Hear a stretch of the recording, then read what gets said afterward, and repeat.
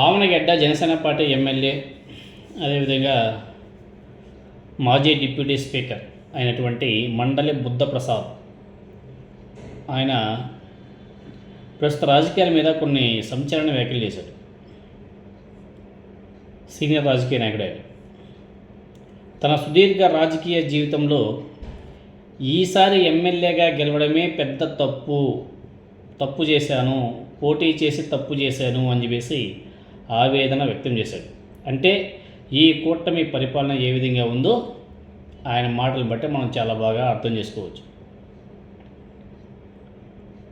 పాపం ఆయన ఈ కుళ్ళిపోయినటువంటి రాజకీయాలు, దిగజారిపోతున్నటువంటి రాజకీయ విలువలను చూసి తాను నిత్యం బాధపడుతున్నాను అని చెప్పేసి ఆయన విచారణ వ్యక్తం చేశాడు. ఎందుకంటే ఎక్కడ చూసినా దోపిడీ, అవినీతి, బూతులు, అసభ్య పదజాలం, ఎవరో ఎమ్మెల్యేలు, మంత్రులు తిట్టుకోవడాలు, బూతులతో రెచ్చిపోవడాలు, అక్రమంగా కేసులు పెట్టి జైల్లో పెట్టడం, రాజకీయ కక్ష సాధింపుల్లో భాగంగా ఎవరి మీద పడితే వాళ్ళ మీద ఏ పడితే ఆ కేసులు పెట్టేయడం, ప్రభుత్వం నుంచి 20 మంది 30 మంది లాయర్లు నిలబెట్టి కోర్టులో వాదించడం, ఎలాగైనా సరే అపోజిషన్ పర్సన్కి రిమాండ్ పడేలా ప్రయత్నాలు చేయడం. తర్వాత దోపిడీ గురించి మనం ఎంత తక్కువ చెప్పుకుంటే అంత మంచిదేమో. ప్రతి ఒక్క చోట తీవ్రమైనటువంటి అవినీతి. ఇంకా పోలీస్ వ్యవస్థనైతే కూటమి ప్రభుత్వం వాడుకున్నట్టు మనకు తెలిసి ఈ దేశంలో ఇంక ఏ రాజకీయ పార్టీ కూడా వాడుకొని ఉండదేమో. మేబీ ఇప్పుడైతే ఆ బీజేపీ పార్టీ వాళ్ళు వాడుకుంటున్నారు బాగానే. ఇంక తర్వాత ఇంకా ఇక్కడ కూటమి ప్రభుత్వం అనేసి చెప్పుకోవాలి.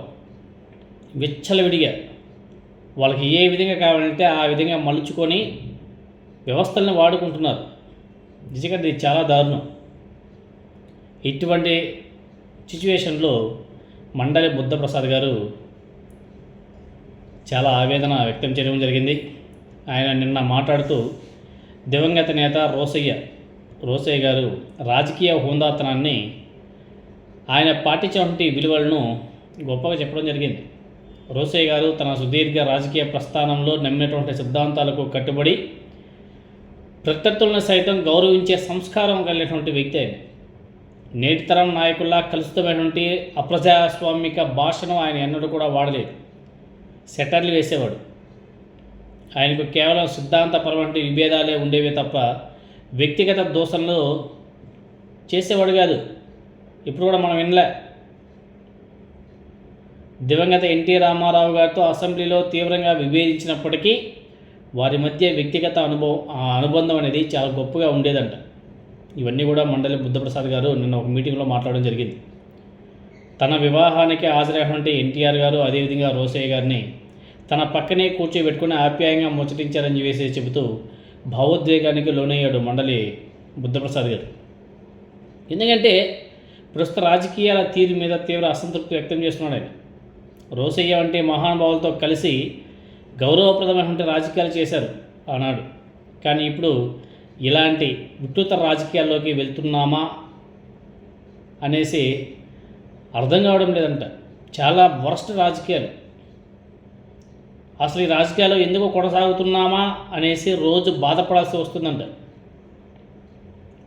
అదే వేదిక మీద బీజేపీ ఎమ్మెల్యే సుజనా చౌదరి గారు కూడా ఉన్నాడంట. ఆయన ఉద్దేశిస్తూ ప్రస్తుత పరిస్థితులను చూస్తే ఆయన కూడా తనలాగే లోపల మదన పడిపోతున్నాడు అని చెప్పేసి వ్యాఖ్యానించాడు. కలుషితమైనటువంటి ఈ తరుణంలో రోసయ్య గారి విగ్రహం సమాజానికి స్ఫూర్తిగా నిలవాలి అని చెప్పేసి ఆయన ఆకాంక్షించడం జరిగింది. చాలామంది సీనియర్ రాజకీయ నాయకుల పరిస్థితి అంతా కూడా ఇలానే ఉంది. లోపల మదన పడిపోతున్నారు. ఏంది కుళ్ళిపోయిన రాజకీయాలు, మనం ఎందుకు ఇలా ఉన్నాము, ఏంటి ఇలా అయిపోయింది, ఏంది ఎవరి నాయకత్వంలో ఎలా నడుస్తుంది, ఇవన్నీ కూడా రెడ్ బుక్ రాజ్యాంగమేనా, లేదా చిన్నబాబు ఇలా నడిపిస్తున్నాడా, ఏంది ఇటువంటి కుళ్ళిపోయిన రాజకీయాల్లో మనం ఇమ్మడగలమా, మనకు అవసరమా అనేసి చాలామంది సీనియర్ రాజకీయ నాయకులంతా కూడా ఆలోచన చేస్తున్నారు. ఎప్పుడూ అవినీతి చేయని రాజకీయ నాయకులు కూడా ఇప్పుడు అవినీతికి పాల్పడుతున్నారు. ఎందుకంటే ఫస్ట్ టైం గెలిచినటువంటి ఎమ్మెల్యేలు కోట్ల రూపాయలు దోచుకుంటున్నారు. వాళ్ళంతా కూడా ఆడి కళ్ళు తిరుగుతున్నారు. వాటిని చూసి సీనియర్ రాజకీయ నాయకులు ఏం చేస్తారు? సీనియర్ ఎమ్మెల్యేలైనా సరే నాయకులైనా అరే ఒక ఫస్ట్ టైం ఎమ్మెల్యేగా గెలిచినటువంటి వ్యక్తి ఇన్ని కోట్లు సంపాదించుకొని ఆడి కార్లు తిరుగుతున్నాడు, హంగామా చేస్తున్నాడు, మనమేంద్ర ఇన్ని సంవత్సరాలు రాజకీయాలు ఉండి ఏం సంపాదించామని చెప్పేసి సీనియర్ నాయకులంతా కూడా బాధపడిపోతున్నారు. సో వాళ్ళు కూడా ఎక్కడో దొరికిన చోటల్లో వాళ్ళు కూడా ట్రై చేస్తున్నారు. కానీ దొరకనివ్వడంలో వాళ్ళకి, ఎందుకంటే ఇక్కడ 3 పార్టీల కలయిక కదా. సీనియర్ రాజకీయ నాయకుడు అక్కడికి వెళ్ళే లోపు అక్కడ జూనియర్ ఇంకొక నాయకుడు వచ్చి లాకెళ్ళిపోతున్నాడు. చాలా ఘోరం. ఎందుకంటే ఇది 3 పార్టీల కలయిక, 3 పార్టీల నాయకులు దోచుకోవడమే సరిపోతుంది. కానీ ఇంకా ప్రజలకి మేలేడు చేస్తారు, వాళ్ళకి ఎవరు లేదు. ఒకరు దోచుకుంటున్నారంటే ఇంకొక ఆయన కోపం, ఆయన దోచుకుంటున్నారంటే ఈ 3వ వ్యక్తికి కోపం, ఇదిగో ఆయన దోచుకుంటున్నాడు నాకేం దొరకలేదు అనేసి. 2వ వాడు దోచుకుంటే 3వ వాడికి కోపం. అలా తయారైపోయింది ఈ కూటమి ప్రభుత్వం. కానీ ప్రజలందరూ కూడా విజ్ఞతతో ఆలోచన చేయాలి. మనం ఎవరికి ఓటేసామో, ఏం నడుస్తున్నాయి రాజకీయాలు, ఆంధ్రప్రదేశ్లో ఏ విధంగా పరిపాలన నడుస్తుందో. 2 సంవత్సరాలు పూర్తయిపోయింది. రాష్ట్ర ప్రజల యొక్క ఆదాయం ఏమైనా సరే పెరిగిందా? ఒకరికైనా సరే పెరిగిందా? లే. మళ్ళీ 2 లక్షల కోట్లు అప్పు చేశారు కదా, ఆ డబ్బులన్నీ కూడా ఎక్కడికి వెళ్ళాయి? ఎవరికి కూడా తెలియదు. అలా ఉంటుంది పరిపాలన.